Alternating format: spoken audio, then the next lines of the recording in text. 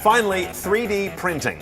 Few candidates for next big thing status seem quite as much like magic or quite as unlikely as this one, depending on your point of view. Here's a small example of how automakers move at a pace more like electronics, using technologies like this 3D printer to rapid prototype ideas today, not next week. Let me show you something. Now, that 3D printer that we have here in the ERL made this whole. This machine was made ready to go. This wasn't assembled later. Same goes for this chain. It came out this way. That's amazing.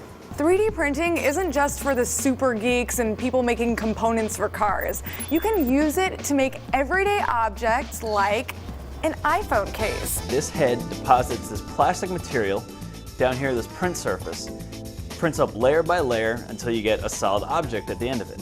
So once you have the plan and you load it in the software, it tells the printer to print out plastic in a series of layers, building gradually up until you get a finished solid object. This extruded head moves here along the x-axis as well as the z-axis, and then this build plate moves up and down for the y-axis.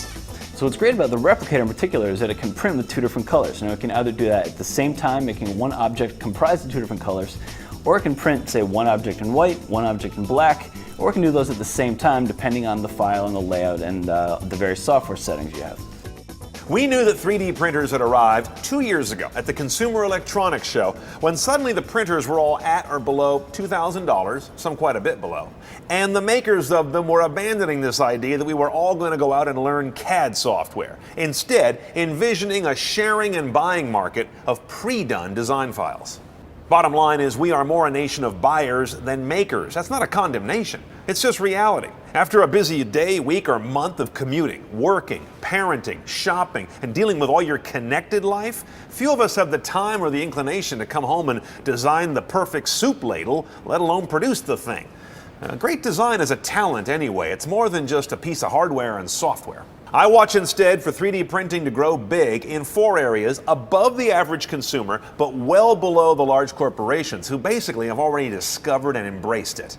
First, prototyping. This is where products can leave the realm of a paper presentation, a PowerPoint, a verbal discussion, and move to being tangible. That's a big jump that seems trivial, but it's not. Early prototypes can make the difference between dying on the design page and making it into early production. Second is low volume, products that are almost personal in their low volume. Imagine something as simple as a smartphone case that is printed out that fits the contours of your hand, on up to a crown ready at the dentist the same day, not a week later, to a prosthetic that is perhaps created during a medical procedure for a perfect fit for the patient from the very beginning. Third, simple software, and I mean so simple that it's almost like expression more than technology operation.